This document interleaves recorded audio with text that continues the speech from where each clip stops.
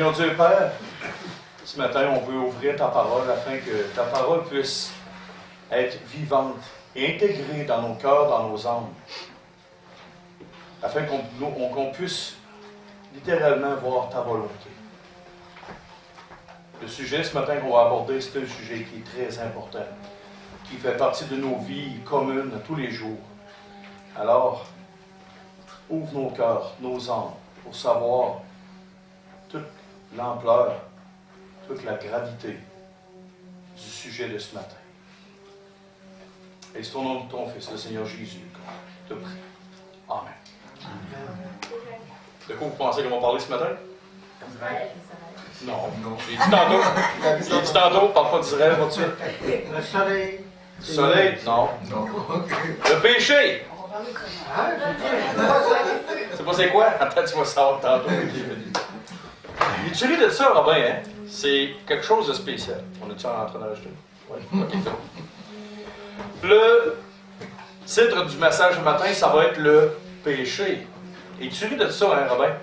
Une fois, à un moment donné, je faisais l'évangélisation sur la rue, comme ça, et je parlais avec une jeune fille, puis j'avais mon grand langage théologique, puis ci, puis ça. Et ça fait plusieurs années. Et là, la jeune fille m'arrête, elle dit, monsieur, je peux-tu vous poser une question? C'est quoi le péché? Oh! Là, je suis arrivé devant une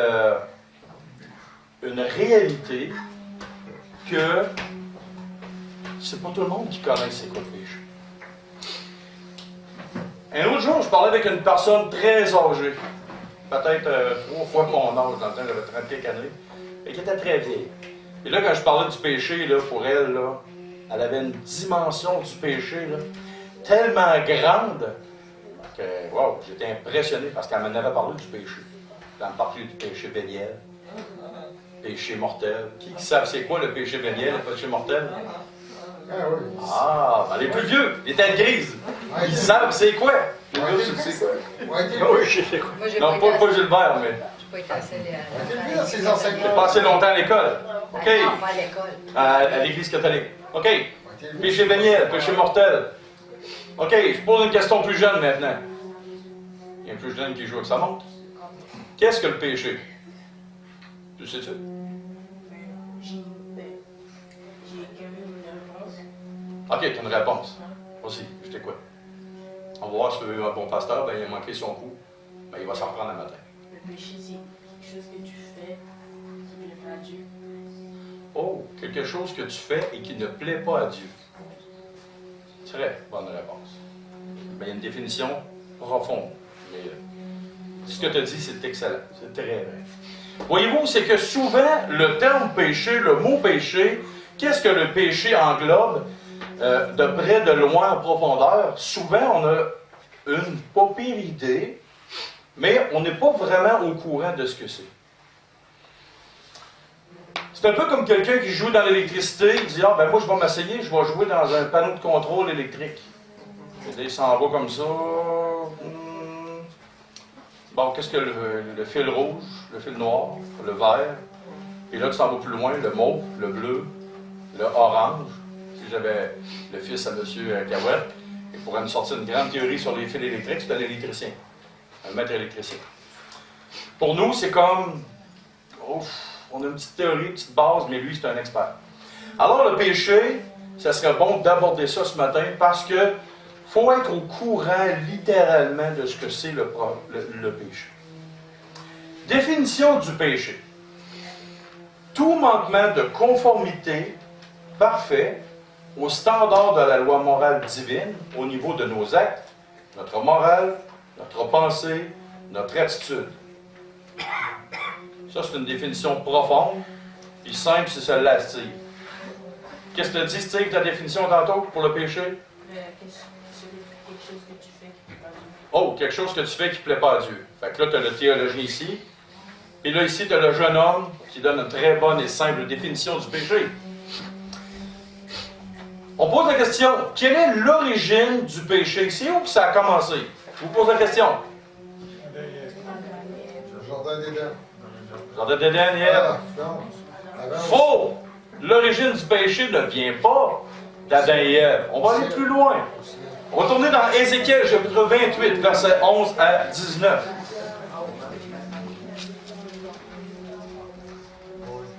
Ézéchiel, chapitre 28, versets 11 à 19.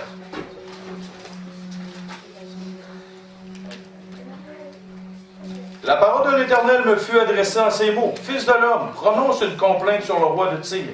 Tu lui diras, ainsi par le Seigneur l'Éternel, tu mettais le sceau à la perfection. Tu étais plein de sagesse, parfait en beauté. Tu étais en Éden, le jardin de Dieu. Tu étais couvert de toute espèce de pierres précieuses, de sardoine, de topaze, de diamant, de chrysolite, d'onyx, de jaspe, de saphir, d'escarboucle, d'émeraude et d'or. Tes tambourins et tes flûtes étaient à ton service, préparés pour le jour où tu fus créé. Tu étais un chérubin protecteur aux ailes déployées. Je t'avais placé et tu étais sur la sainte montagne de Dieu. Tu marchais au milieu des pierres étincelantes. Tu as été intègre dans tes voies depuis le jour où tu fus créé, jusqu'à celui où l'iniquité a été trouvée chez toi. Par la grandeur de ton commerce, tu as rempli de violence, tu as péché. Je te précipite de la montagne de Dieu, je te fais disparaître, chérubin protecteur, du milieu des pierres étincelantes. Donc, si je vous pose la question, l'origine du péché, c'est où que ça a commencé? Dans la présence de Dieu, mais ça a commencé où exactement? Dans le cœur du diable. Ça a commencé littéralement là.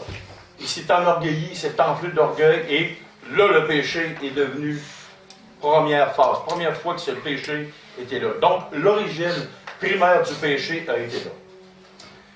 Je vous pose une autre question. L'entrée dans le monde.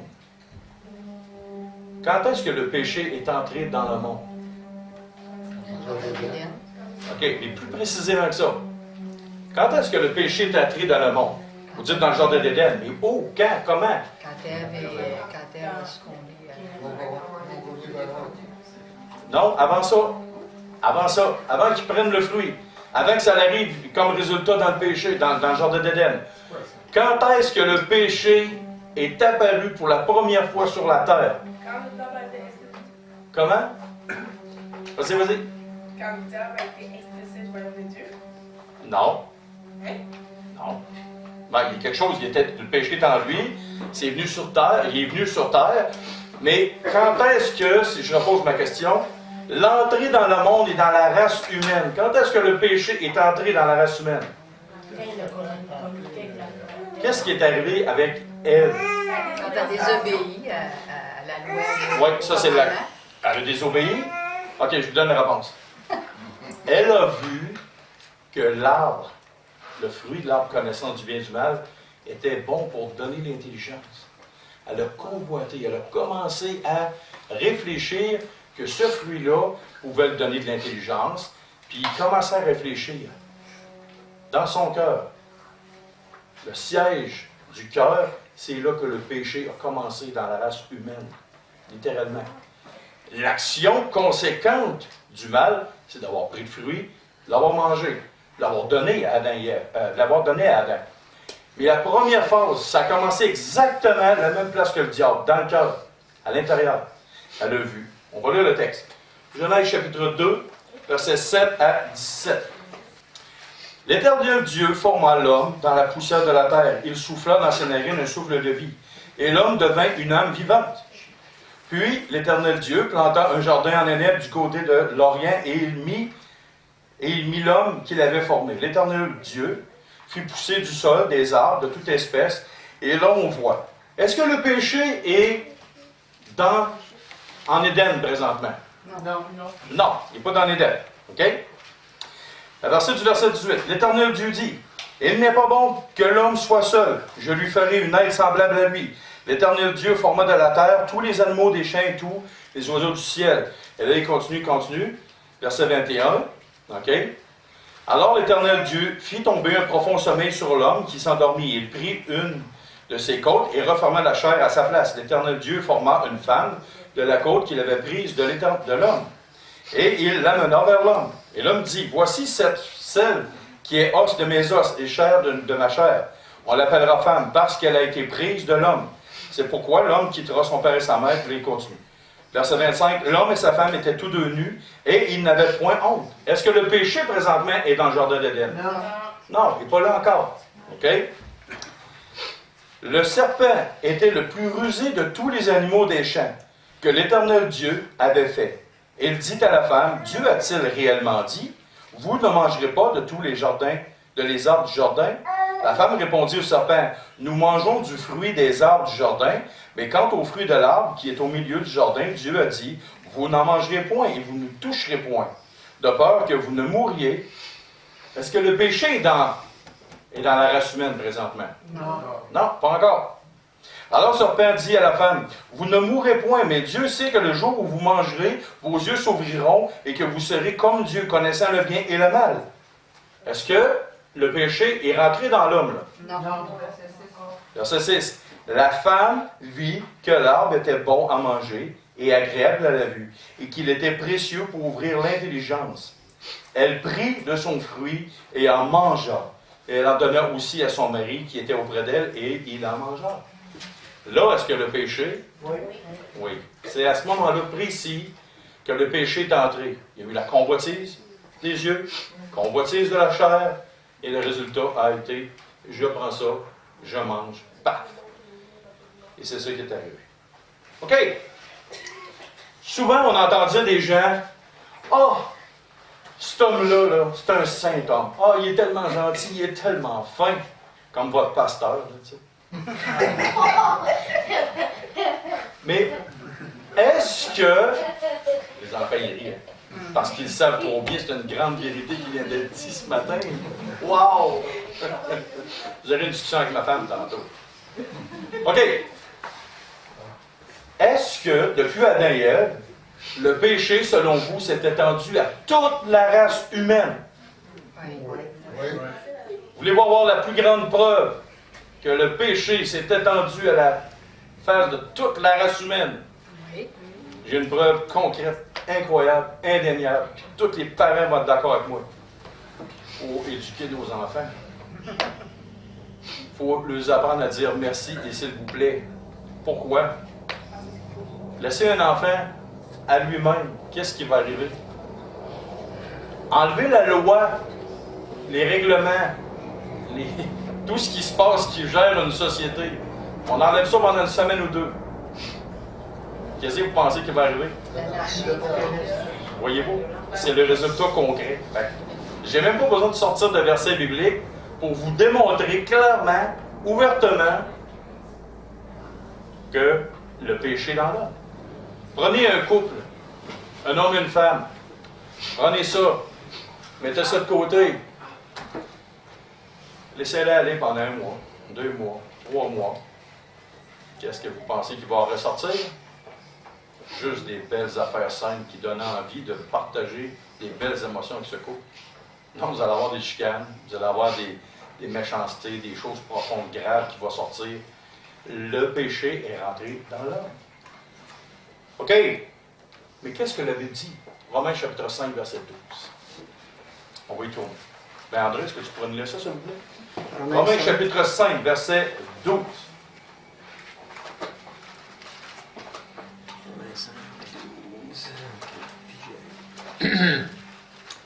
C'est pourquoi, comme par un seul homme, le péché est entré dans le monde, et par le péché la mort, et qu'ainsi la mort s'est étendue sur tous les hommes, parce que tous ont péché. OK, je vous pose une question. Une autre preuve indéniable. Qui pense qu'il n'ira pas dans le cimetière? Je ne parle pas des chrétiens qui vont part l'enlèvement de l'Église, là. OK, je ne parle pas de ça. Mais si l'enlèvement de l'Église n'aurait pas lieu d'ici 30, 40, 50, 60 ans, 100 ans, admettons, est-ce que vous pensez que vous allez mourir? Oui. Parce qu'il y a 2 choses de sûr et certain sur la terre, vous savez c'est quoi? Les impôts et la mort. Les impôts puis la mort. OK? T'as pas le choix. Donc, si la Bible dit clairement, tous sont morts parce que tous ont péché. Le péché est entré dans l'homme au début et ça s'est répandu sur toute la race humaine parce que tout le monde meurt. T'as pas le choix. Pourquoi que le monde meurt? C'est la conséquence du péché. C'est la conséquence du péché. Donc, tous les êtres humains sur la terre ont le péché. C'est comme un cancer généralisé dans tous les êtres humains. Tout le monde est atteint de cancer. C'est génétique. Oui, c'est dans la chair, c'est transmis depuis nos premiers parents. Ça s'est Dans étendu l'ADN. tout le temps. Hein? C'est dans l'ADN. Et dans l'ADN, je ne sais pas si on peut appeler ça, pas de l'ADN, parce que c'est pas une question de chose qui est physique. C'est en dedans de nous. Je ne sais pas c'est où, mais c'est pas de l'ADN. Ça ne vient pas avec le matériel.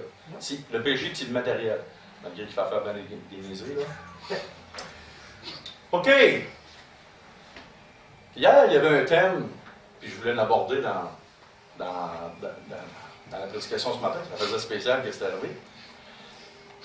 Est-ce que le chrétien est encore un pécheur? Oui. Ouais. Oui. Il pêche, mais il n'est pas pécheur. Oh! Le chrétien pêche, mais il n'est plus un pécheur. Wow! Une chose qui est incompréhensible à notre esprit. Le chrétien pêche, mais il n'est pas un pécheur. On va tourner dans Éphésiens chapitre 1, versets 3, 4 et 7.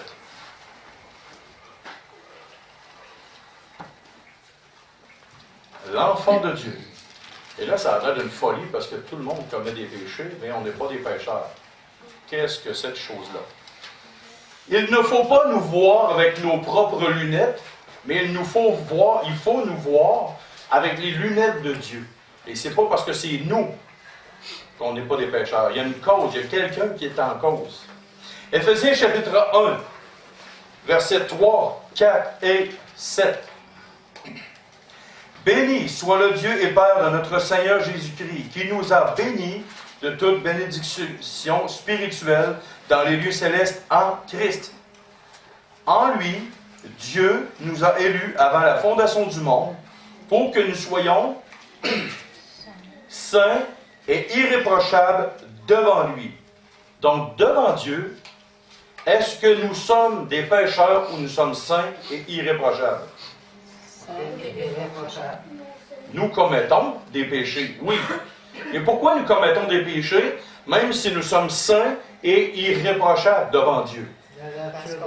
Parce qu'on n'a pas été glorifié, on n'a pas été changé. OK, pas été changé, pas été... Notre chair a fait ça. L'apôtre Paul parle qu'il y a une guerre en nous. Nous avons deux natures en nous. La nature qui est céleste, la nature qui est divine d'un côté, l'Esprit de Dieu qui est en nous. Et de l'autre côté, nous avons une nature, notre chair, et c'est ça qui nous fait pécher. OK? L'apôtre Paul il disait, je fais le mal que je ne veux pas faire, puis je ne fais pas le bien que je voudrais faire. Donc, il y a comme un combat, comme un combat, tu sais, on voit ça à la TV des fois, là, les combats ultimes, là, que le monde se bat. Là. Mais il y a comme un duel entre nous, entre notre nature qui est sainte et irréprochable. Et je ne vous dirai pas que moi je suis saint et irréprochable si je regarde ma vie. Mais Dieu, à cause de Christ qui est mort à la croix pour nous, à cause de son sang versé sur nous, Dieu, au travers de Christ, au travers de son œuvre à la croix, nous voit saints et irréprochables. Demandez-moi pas comment il fait ça. OK? Je ne le sais pas. Quand je regarde ma vie, mon cœur, je regarde à la lumière des Écritures, wow! Mais, je ne pourrais pas vous dire que ça a l'air que Dieu nous voit. Non. Selon les Écritures, Dieu nous voit saints et irréprochables. Et la plus grande preuve, Romains 8.1 nous dit, il n'y a plus maintenant aucune condamnation pour ceux qui sont en Christ. Donc, s'il n'y a plus de condamnation, c'est parce qu'il n'y a plus de péché. C'est automatique. La parole de Dieu dit ça.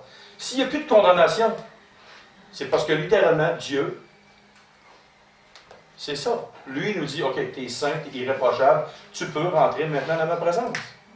Une autre question concernant le péché. Est-ce que Dieu peut pécher? Non. Est-ce que Dieu a déjà péché? Non. Est-ce que Dieu peut être tenté par le péché? Non. Trois grandes questions. Vous dites non.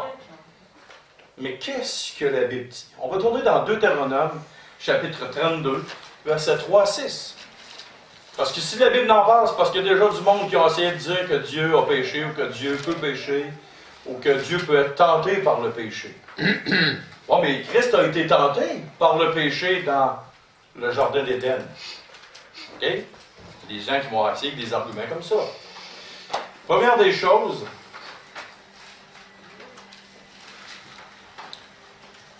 Deutéronome, chapitre 32, s'il vous plaît, versets 3 à 6. La question aux deux premières questions. La réponse, je veux dire, aux deux premières questions. Est-ce que Dieu a déjà péché et est-ce qu'il peut pécher? La première. Deutéronome 33, versets 3 à 6. Car je proclamerai... 32. 32. Excusez, Deutéronome 32, versets 3 et 6, à 6. Car je proclamerai le nom de l'Éternel, rendez gloire à notre Dieu. Il est le rocher, ses œuvres sont parfaites. Car tous ses voies sont justes. C'est un Dieu fidèle et sans iniquité. Ça veut dire sans péché. Il est juste et droit. Ils se sont corrompus. À lui n'est point la faute. La honte est à ses enfants, race fausse et perverse. Est-ce que l'Éternel vous en rendez responsable? Est-ce l'Éternel que vous en rendez responsable? Peuple insensé et dépourvu de sagesse? N'est-il pas ton père, ton maître? N'est-il pas lui qui t'a formé et qui t'a affirmé? Donc, si vous péchez, c'est pas de la faute de Dieu. Si vous tombez dans le péché, c'est pas de la faute de Dieu. C'est jamais de la faute de Dieu. C'est toujours de notre faute. Tout à. Dieu ne peut pas pécher, ne péchera jamais, et il n'a jamais péché dans le passé. Il est saint, juste, parfait, droit, impeccable. Et à la question, est-ce que Dieu peut être tenté? Non. Et pourtant, Christ à la croix, pas Christ à la croix, mais dans la tentation de Christ, Christ est-il Dieu? Oui. Mais Christ a été tenté. Il y a quelque chose qui lui a été proposé. Mais Dieu ne peut pas être tenté. Oh, qu'est-ce qu'on a? On a quelque chose qui ne marche pas. Quelle est la réponse, vous pensez? Dans Jacques. Dans Jacques, on va aller voir ça. Jacques, chapitre 1, verset 13. Là, je vous pose, je suis méchant, parce que je vous ai comme garoché de quoi. Mais je vais vous répondre. Jacques, chapitre 1, verset 13.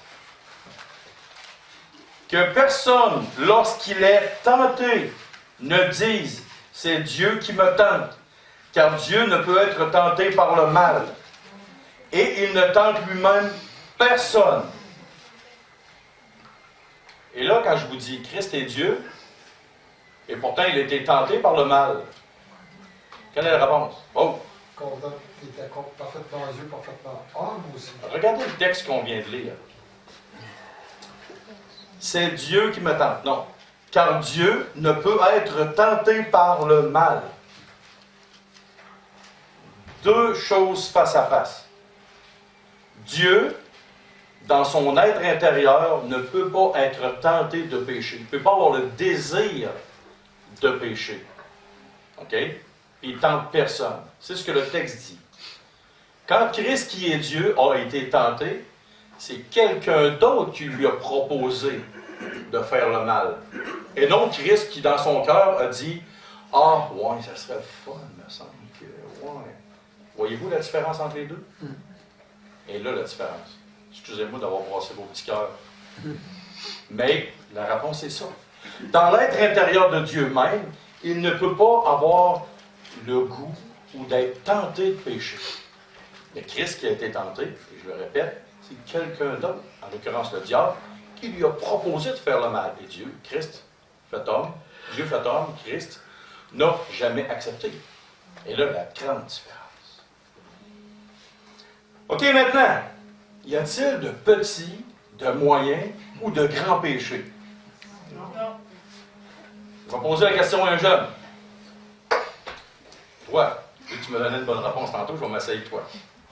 En arrière, les jeunes, écoutez aussi, parce que ça serait quoi un petit péché pour toi? Je reformule ma question. Si je commets un meurtre ou je vole un paquet de gomme au dépanneur, c'est quel des deux qui est un petit ou un grand péché? Selon moi, c'est le petit, c'est voler un paquet de gomme. OK, ça, selon toi, c'est un petit péché. Puis tuer quelqu'un, c'est un plus grave péché, c'est un plus grand péché. Est-ce que le jeune homme a raison à 100%? Non.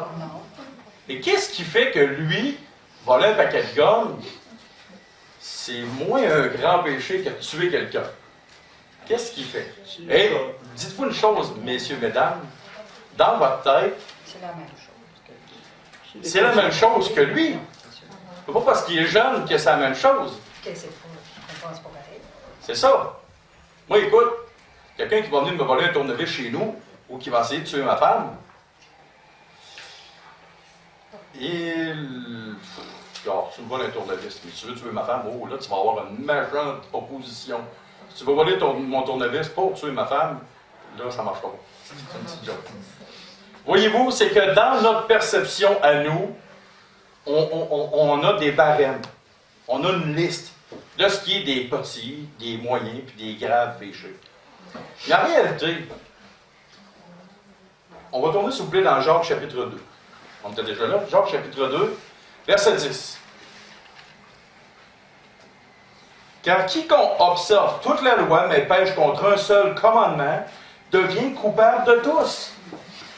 Donc, selon Dieu, et même plein d'autres choses dans la parole de Dieu, selon Dieu, si tu pêches contre un seul commandement, tu ne voleras point.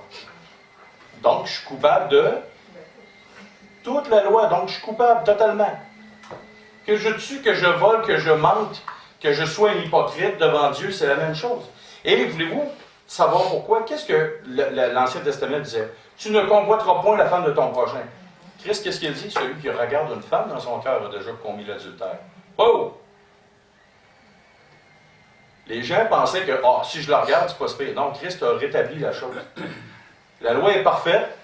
L'homme est coupable de tout. On est biaisé dans notre perception des choses. Devant Dieu, tous les péchés qui sont commis sont égaux. Je regardais pour le fun sur Internet, dans l'Église catholique, les péchés veniels, les péchés mortels, tout, il y a des séries de choses. Mais en réalité, là, chaque péché devant Dieu est une gravité, c'est quelque chose de mal. Et le péché, le résultat du péché, c'est quoi? C'est la mort. Devant Dieu, c'est comme ça. Comme parent. Aimez-mieux vous faire voler, prenons la maman à côté. T'aimes-tu mieux te faire mentir ou te faire voler 20 pièces? Oh, là, on ne sait plus c'est qu'est-ce qui est le plus grave des péchés. Ah là, je suis méchant. Hein? Je demande une réponse. T'aimes-tu mieux te faire mentir ou te faire voler 20 pièces? OK. T'aimes-tu mieux te faire voler 10 000 pièces ou te faire mentir? Ah là, c'est le vol qui fait plus mal. Selon notre perception, est-ce qu'une minute, c'est long, attendre après une minute? Oui. C'est très long, attendre après une minute. Mettez-vous en avant d'un cadran, attendez une minute. Mais si je te demande, hey, prends du temps, prends-toi une minute de faire quelque chose. Bon, mais j'aurai jamais assez de temps. Voyez-vous, notre cerveau, notre cœur, notre âme, on est biaisé. Entre 20 pièces et un mensonge, j'aille plus me faire mentir. Mais si tu me voles 10 000 pièces, ça c'est plus grave qu'un mensonge. J'aimerais mieux que tu me mentes.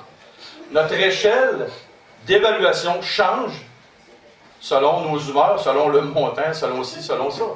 On est comme coincé. Donc, notre évaluation de ce qui est un petit, un moyen, un grand péché change selon nos humeurs, change selon notre importance, notre échelle d'importance. Voyez-vous? Donc, tous les péchés devant Dieu, il n'y a pas de petits, moyens ou graves péchés. Ils sont tous égaux. Il ne faut pas se laisser endormir par nous-mêmes, notre échelle d'importance. Mais par exemple, devant Dieu, il y a une gravité. Il y a une gravité, une gradation dans le péché. OK? Voulez-vous avoir une preuve? Vous voulez avoir une preuve, hein? OK. On va tourner, s'il vous plaît, dans Ézéchiel chapitre 8. Non, on va tourner dans Matthieu chapitre 11.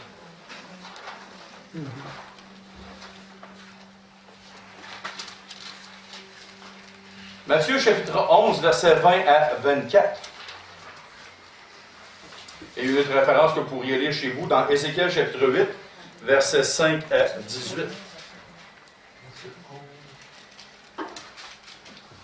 Matthieu 11, versets 20 à 24. Et c'est écrit. Alors il se mit à faire des reproches aux villes dans lesquelles avaient eu lieu la plupart de ces miracles, parce qu'elles ne s'étaient pas repenties. Malheur à toi, Chorazin, malheur à toi, Bethsaïda. Car si les miracles qui ont été faits au milieu de vous avaient été faits dans Tyr et dans Sidon, il y a longtemps qu'elles se seraient repenties, en prenant le sac et le cendre, et la cendre. C'est pourquoi, là écoutez bien, c'est pourquoi je vous le dis, au jour du jugement, Tyr et Sidon seront traités moins rigoureusement que vous. Et toi, Capernaum, seras-tu élevé jusqu'au ciel? Non, tu seras abaissé jusqu'au séjour des morts. Car si les miracles qui ont été faits au milieu de toi avaient été faits dans Sodome, ils subsisteront encore aujourd'hui. C'est pourquoi, je vous le dis, au jour du jugement, le pays de Sodome sera traité moins rigoureusement que toi. Le grand jour du jugement, le trône blanc, quand tous les hommes qui ne se sont pas repentis, ils vont se lever, corps, âme et esprit, ils vont arriver devant le grand jugement du trône blanc. Et là, il y a une phrase particulière dans ce texte-là qui dit « Chacun furent jugés selon leurs œuvres ». Et là, Christ est en train de nous dire qu'au jour du jugement, il y a des villes et des gens qui vont être jugés plus sévèrement que d'autres. Donc, à cause de la gravité du péché. Le péché, littéralement, est mauvais et grave aux yeux de Dieu. Mais il y a une gradation du péché devant Dieu. Littéralement. Le motif de la condamnation pour aller en enfer, c'est quoi? Qu'est-ce qui te donne ton billet pour aller en enfer? C'est de ne pas accepter Jésus. De ne pas croire en Christ, de ne pas croire en l'œuvre. Mais quelles vont être les conséquences de ta vie? Qu'est-ce qui va nous permettre d'entrer au ciel à nous comme croyants? C'est l'œuvre de Christ à la croix. Qu'est-ce qui va dire aux gens que tu t'en vas en enfer? C'est l'inverse, c'est de ne pas avoir cru en l'œuvre de Christ à la croix. Qu'est-ce qui va avoir comme conséquence dans l'éternité pour nous comme croyants? C'est notre consécration à Christ et à son œuvre. Il y aura des récompenses. En Corinthiens chapitre 3, versets 9 à 15. On bâtit sur l'Église, sur l'œuvre de Dieu. OK? Mais il y en a qui vont être jugés pour leurs œuvres, ceux qui auront refusé littéralement l'œuvre de Christ. Et il y aura des degrés de jugement à en faire par rapport à la gravité du péché, ce que Dieu aura déterminé. OK? Maintenant, un autre sujet. Que se passe-t-il quand un chrétien tombe dans le péché et qu'il ne veut pas se repentir? Il aime son péché, il le garde. Mettons qu'il y a un frère, un chrétien, quelque part dans le monde, là, il aime ça regarder des madames sur Internet. Il veut garder son péché. Il veut garder son péché. Et on a une sœur, sa femme, à côté. Là, je ne sais pas si ça existe, ce couple-là, dans la vie, là, mais attends. Et là, on a une femme elle regarde toujours ce que les autres femmes ont, et ce qu'elle n'a pas. Et elle passe son temps à critiquer son mari qui ne donne pas ce que la voisine a. On a un couple. OK, on forme. Et là, ces deux-là s'empêtrent dans ce péché-là. S'empêtrent dans ce péché-là. Et ils le gardent. Là, je nomme deux péchés comme ça. Mais ça peut être d'autres choses. N'importe quelle sorte de péché. Qu'est-ce qui arrive pour deux chrétiens, homme ou femme, femme ou homme, qui décident de garder leur péché en eux et qui ne se repentent pas? Il y a une réponse. On va tourner dans le psaume 32, s'il vous plaît. Psaume 32, versets 1 à 5. Tout de suite, je vais avoir besoin de 2 dimanches pour finir le sujet. Parce que c'est très long. En passant, ceux qui sont intéressés à la grosse théologie, le titre de ce cours s'appelle « La martiologie ». Qu'est-ce que c'est ça? C'est la doctrine du péché. OK? Vous avez un cours de théologie systématique sur la martiologie en modèle réduit et très compact à la portée de tous. Bon, maintenant, pour ceux qui... pas désir en parler plus, mais ceux qui... Bon, pour la réponse. OK? Qu'est-ce qui se passe quand un chrétien pêche et qui, littéralement, ne veut pas se repentir? Et qu'est-ce qui se passe quand ce chrétien-là décide de se repentir? Et vous allez voir que c'est une application très pratique pour nos vies aujourd'hui. Psaume 32, versets 1 à 5. Heureux celui à qui la transgression est remise, à qui le péché est pardonné. Donc, qu'est-ce qui se passe si le péché n'est pas pardonné et pas remis? T'es pas heureux. Oh, t'es pas heureux.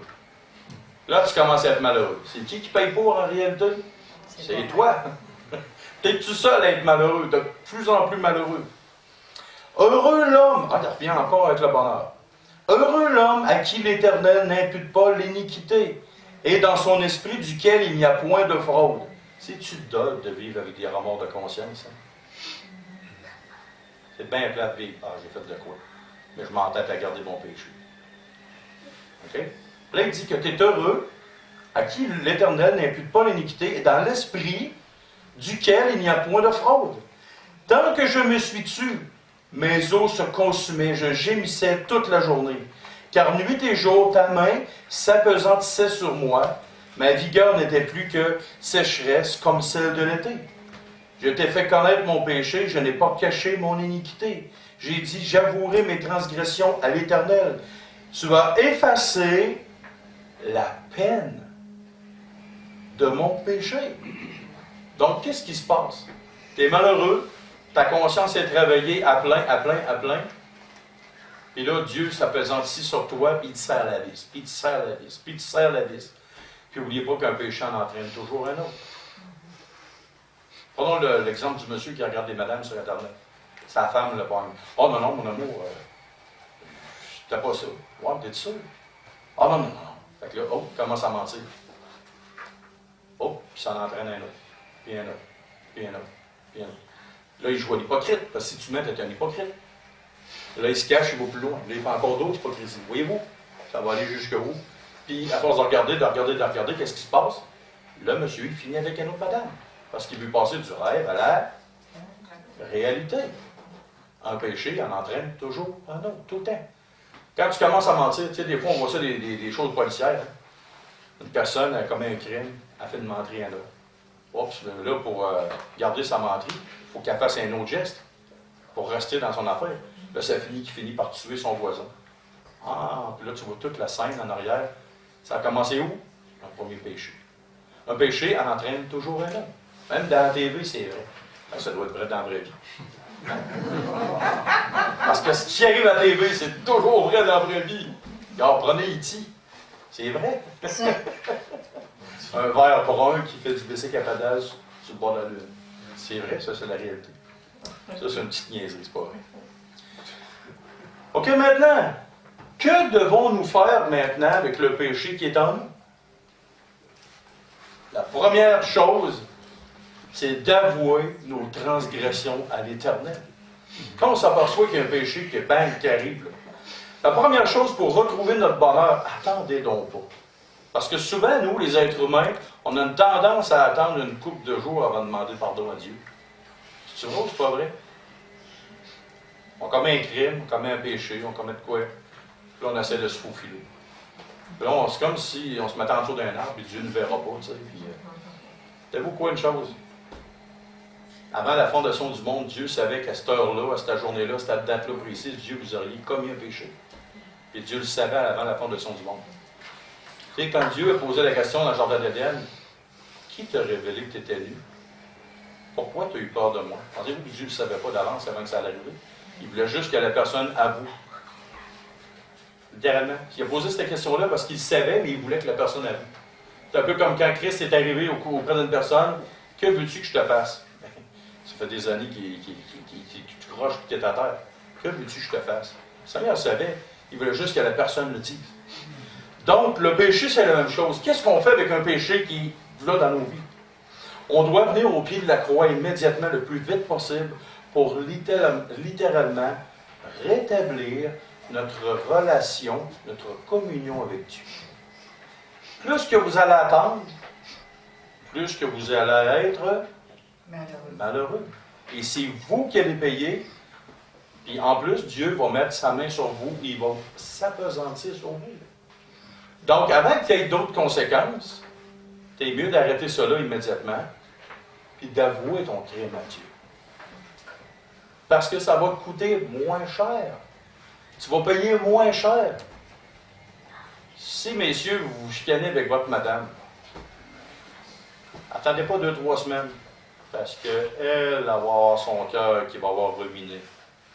Vous êtes mieux de la m'avouer d'ici la fin de la journée. Comprenez-vous ce que je vous dis? Si votre femme s'est fâchée après vous, attendez un peu, essayez de vous tasser la poussière et allez la voir. Attendez pas 2-3 semaines. Avec Dieu, c'est la même chose. Il va y avoir moins de grandes conséquences. Et maintenant, avec le péché qui est littéralement en nous, qu'est-ce qu'on devrait faire régulièrement avec ça?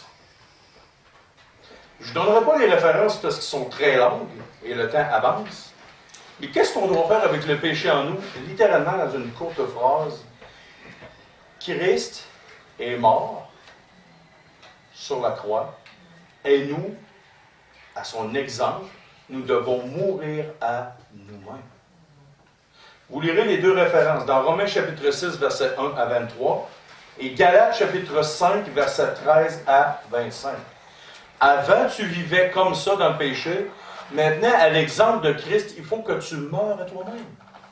Il faut que littéralement, tu ne te mettes pas en situation où tu peux que le péché va ressortir. Prenons des exemples. J'ai de la misère avec l'alcool. Pas vrai, là? J'ai de la misère avec l'alcool. Qu'est-ce que je devrais faire? Le vendredi soir, je m'en vais à la SAQ. Pas à la SAAQ, et je m'en vais à la Société des alcooliques du Québec. Les alcooliques. Moi, j'appelle ça de moi. La Société des alcooliques du Québec. Ben, je devrais m'en aller là, moi, tous les vendredis soirs. J'ai un problème d'alcool. Ou quand je m'en vais au dépanneur, je m'en vais chez Champagne, mais je fais une petite tour le long des frigidaires. Dans le fond, mais le pain est juste sur le bord. Voyez-vous? Évitez les places et les endroits qui vont faire remonter votre péché. Évitez les places de tentation. Premier truc. Donc, si vous avez, exemple, admettons que vous passez, admettons que vous êtes une personne qui fait de la procrastination. Oh, qu'est-ce que c'est ça? Remettre à plus tard ce que tu pourras faire là. Arrête de regarder la TV. Tout le temps, remettre ce que tu peux faire à plus tard. La procrastination. Coupe la TV. Même si la main de chèque avec la télécommande pour venir la rouvrir, là, ferme ça. Si toi, pour toi, exemple, tu es un jeune qui joue aux jeux vidéo, puis ça s'entraîne tout le temps à être violent, à être agressif, qu'est-ce que tu devras faire? J'ai jamais dit qu'un jeu vidéo, c'est péché, là. Le problème, là, c'est avec l'ordinateur, avec une télécommande, avec un couteau, avec n'importe quoi, c'est toujours entre le morceau et entre le plancher. Comme un soudeur qui soude mal, messieurs qui sont soudeurs, quand un gars soude mal, qu'est-ce qu'on dit souvent en face? Le problème, c'est pas le soudeur, c'est entre la poignée et le plancher. Ceux qui sont soudeurs, vous l'avez déjà sûrement entendu, là. Oh, là, ça les a fait dire. C'est ça. Rémi, il est soudeur. Le problème, Rémi, c'est pas la poignée, c'est pas la machine, c'est entre la poignée et le plancher. Mais voyez-vous, le problème dans tout, c'est toujours l'être humain, le cœur humain. OK? C'est pas les autres. C'est pas les autres non plus. Regardez ce qui s'est passé avec Adam et Ève aussi. Dieu a demandé à Adam, ouais. Ah, c'est la faute de la femme que tu m'as donnée. La femme, qu'est-ce qu'elle dit? Ah, c'est la faute du diable qui m'a tenté. Puis s'il y avait eu un chien, un chat et un hamster, devinez, à qui s'arrêtait la faute? Pauvre petit hamster, il aurait mangé toute qu'une volée. Fait que, le prochain dimanche que je vais prêcher, mais pas la semaine prochaine, parce que c'est M. Lacaze qui va prêcher. C'est ça, M. Lacaze? OK. On va parler, on va vous dire les thèmes suivants pour vous donner le coup, là. Est-ce qu'une personne qui se dit chrétienne peut vivre complètement dans le péché, sans remords de conscience envers Dieu? Est-ce qu'une chrétienne peut faire ça? Quelle est la différence entre vivre et tomber dans le péché? On va voir ça. Comment savoir si notre action, notre pensée ou nos choses, c'est un péché devant Dieu? Comment on fait pour savoir c'est quoi ce péché? Est-ce que ça, c'est un péché? Parce qu'il y en a qui voient le péché partout dans le soupe. Prenons l'exemple. Si je prendrais un vieux chrétien des années 1900 et je lui dirais, moi comme pasteur, de temps en temps, je vais au cinéma. Qu'est-ce qu'il vous dirait? Le péché est terrible, mon ami, si je fais Je viens de parler. Là, je pose la question. Ouais, mais moi, j'ai écouté le film de Jésus de Nazareth au cinéma. Ah, ouais, ça serait pas un péché, par exemple. Voyez-vous? Le problème est toujours ce que tu regardes, ce que tu fais. La télévision est neutre. Si je regarde un reportage ou un film, God of Wonder, tu sais, Dieu des merveilles, est-ce que c'est mal d'écouter la télé? Non. Mais si je regarde d'autres choses, c'est Si ça. tu regardes bien, attention. OK. Les trucs pour savoir si c'est un péché. Il y en a 5. C'est quoi le péché impardonnable? Oh. Qu'est-ce? Hein? Qu'est-ce qui est le péché impardonnable? On va le voir. Et qu'il y a d'autres choses que... Mais est-ce que péché contre le Saint-Esprit, c'est le péché impardonnable? Quand il dit « N'éteignez point l'esprit, n'attristez point l'esprit », ah, là tu pêches contre le Saint-Esprit. Mais est-ce que c'est le péché impardonnable? On va le voir. Fait que si vous voulez savoir, savez-vous quoi, qu'est-ce que vous devez faire? Soyez là au même On va aller dimanche prochain, si Dieu le veut, comme à la lutte, là, comme il disait. Là. Édouard Carpentier. Édouard Carpentier disait ça. Que t'as le chou. C'est ça. Fait qu'on va voir plein d'autres sujets concernant la doctrine ou le péché. Et ça va vraiment être concret, quelque chose qu'on va pouvoir appliquer dans nos vies. Seigneur Dieu Père, merci beaucoup pour la nourriture spirituelle que tu nous as donnée ce matin. Merci de nous faire apprendre toutes sortes de choses dans ta parole afin qu'on puisse les appliquer concrètement dans nos vies. Afin que, littéralement, on puisse te plaire et qu'on puisse mourir à nous-mêmes, Seigneur. Et c'est au nom de ton Fils, le Seigneur Jésus, qu'on prie.